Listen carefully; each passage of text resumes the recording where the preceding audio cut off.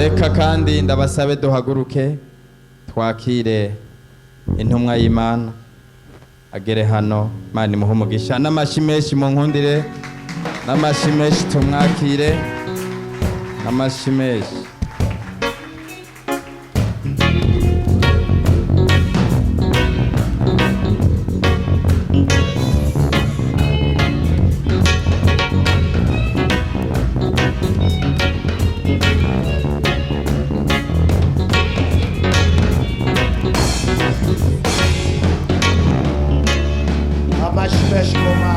Applaudissez pour Dieu.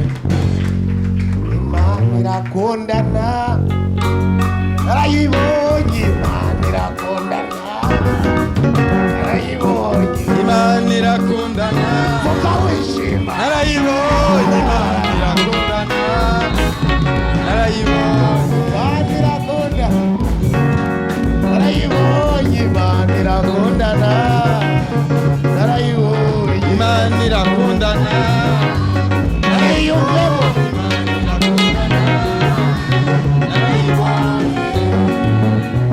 Bwira mugenzi wawe ati burya Imana irakundana. Informez ton ami que Dieu Wibuke t'aime. wa munsi Il faut que tu te souviennes de ce jour. iyaba Imana idakundana Si Dieu n'était pas notre amour, ntabwo wowe uba ukiriho. tu n'étais pas vivant aujourd'hui. Kubera urukundo rw'Imana, À cause de l'amour de Dieu, Imana yakugiriye ubuntu. Dieu vous a fait No grâce. munsi uri kurajya, Vous êtes ici, vous no mangez, munsi ugendera mu modoka, vous utilisez les no véhicules, munsi wambaye ibirato, vous êtes bien habillés kubera urukundo à rw'Imana. cause de l'amour de Dieu. Urukundo rw'Imana ni rurerure cyane, urw'Imana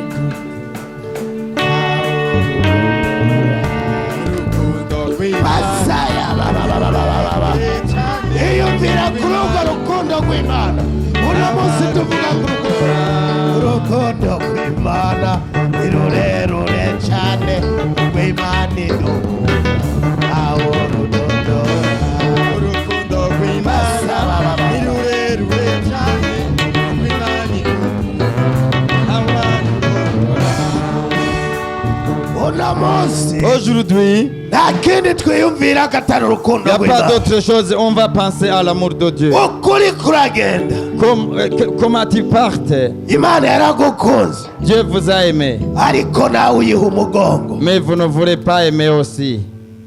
Urazi gukundwa n'umukuru w'igihugu Imaginez-vous aimé par le président de la République akakwandikira ati ndagukeneye ku kirimbi wanje, et qu'il te donne une invitation. ukaca ugenda hariya mu mwongo ukirirwayo. Imaginez alors si tu refuses une invitation. Ni d'être ubujuju président. budasanzwe. C'est de l'ignorance. Imana yaragukunze, Dieu nous a aimés. irakwandikira, Dieu vous a fait une invitation. irakubwira ngo ngwino ku meza yanje, Dieu vous invite toujours. ariko ntiwabonye urukundo rw'Imana. Mais vous ne considérez pas No l'amour de munsi Dieu. naje kugira wiyumvire ku rukundo Aujourd'hui, je rw'Imana. veux que vous pensiez sur No l'amour munsi de Dieu. ndashaka uhunge hariya wari wahungiye ubutumire bw'Imana. Et je veux aujourd'hui que tu quittes et que tu viennes. Ndashaka witawe umuhamagaro w'Imana. Il faut appeler, il faut répondre à l'appel de Dieu. Mw'ijuru warakoranye, Amen. bariko biga ku kibazo cyawe. Mbese ni iki kiguteye ubwoba? Korera Imana wicecekere. Mw'ijuru warakoranye, bariko biga ku kibazo cyawe. Mbese ni iki kiguteye ubwoba? Korera Imana wicecekere. Iyumvire mw'ijuru, Imaginez-vous au ciel. Imana iricaye, Dieu est là et il est assis. Yesu yaraho, Jésus est là aussi. abamarayika baraho, Les anges aussi est là. bariko biga ku kibazo c'iwawe. Imaginez le dossier, votre dossier est devant Dieu, devant les anges. Ariko wewe uno munsi Mais vous aujourd'hui alors, uri kuriganyira, tu continues, uri kurarira, tu pleures.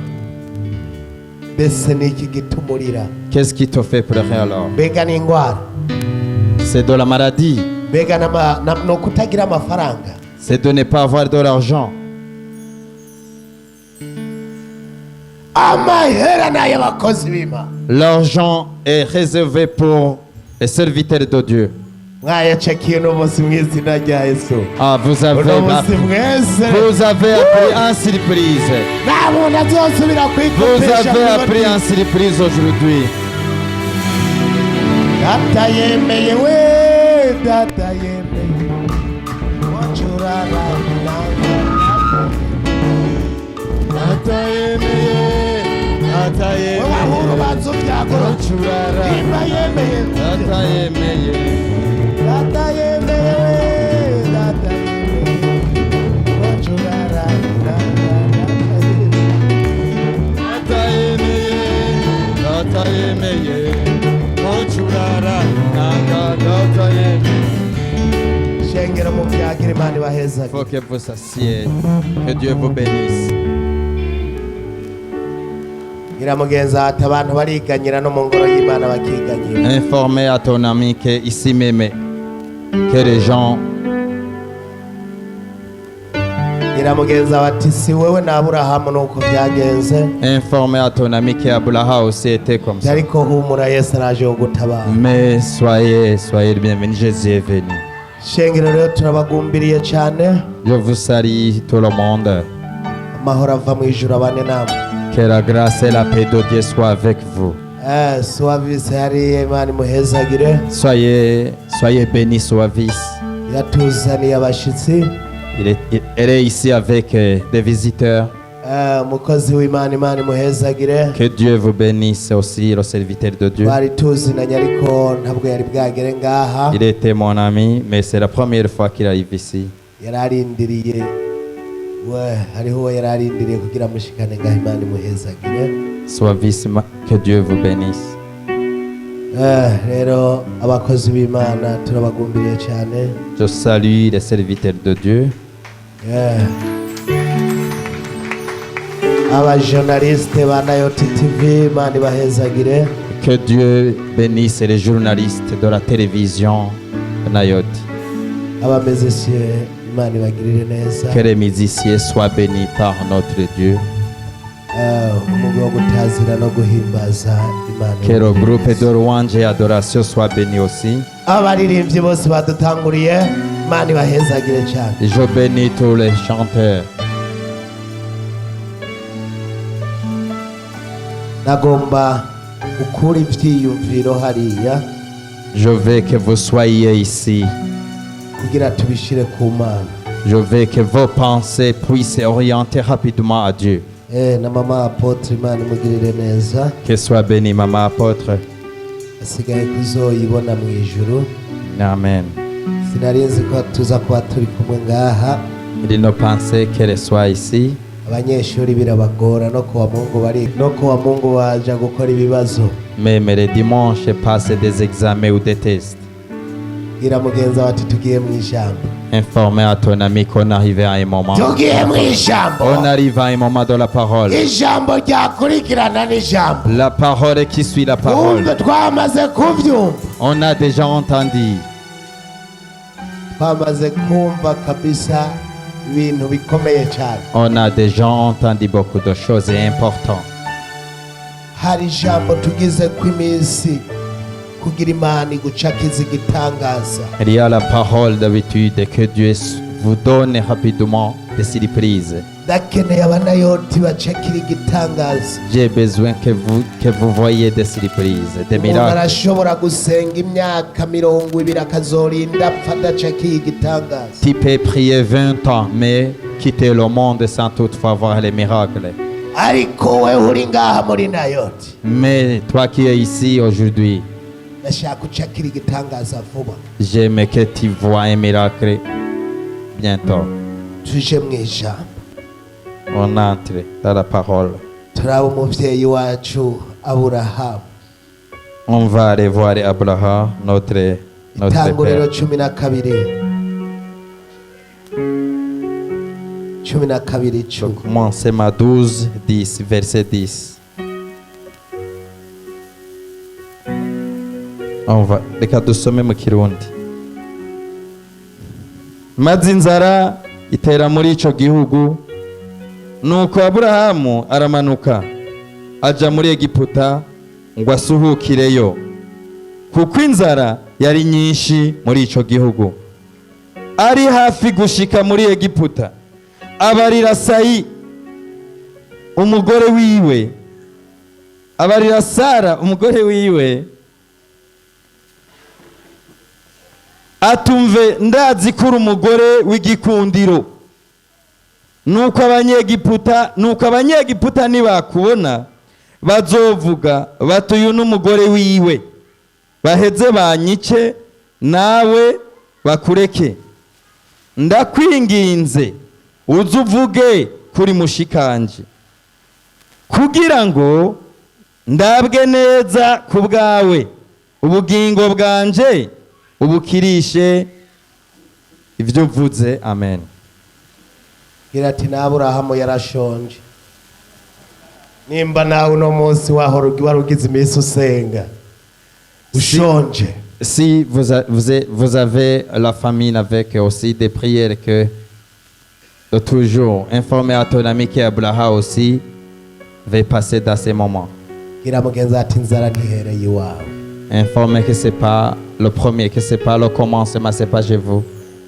Muri mwebwe nta n'urashika akabwira umugore ati wewe bashake bagutware mugajewe nze gutamira. Ariko Aburahamu, vous n'arriviez pas à l'étape de sacrifier vos femmes à cause de la fête. Mais Abraham est arrivé à l'étape de sacrifier sa femme pour qu'il puisse manger au moins. À l'arrivée de l'Égypte, il informe sa femme qu'il ne fallait pas qu'il dévoile le secret que c'est sa femme. Egiputa sinzosubira abariyo manu bazane. Egiputa sinzosubira abariyo manu bazane. Egiputa sinzosubira abariyo manu bazane.